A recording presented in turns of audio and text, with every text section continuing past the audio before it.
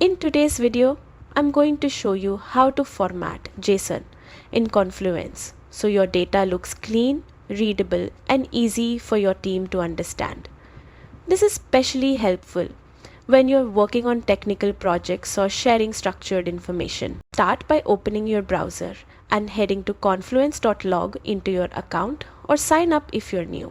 Once you're inside, navigate to the page where you want to add your JSON.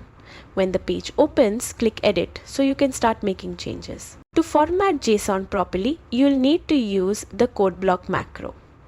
Inside the editor, type the / command and search for code block.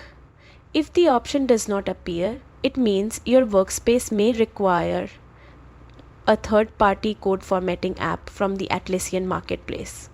Installing one takes only a moment and will unlock the formatting features you need. Once the code block macro is inserted, open the macro settings. You will see a language menu where you can choose how your code is highlighted. Select JSON from the list.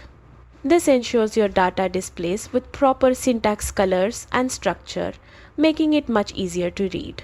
Now go ahead and paste your JSON into the code block. You will instantly see it take on a clean, structured look. When everything appears the way you want, click Publish.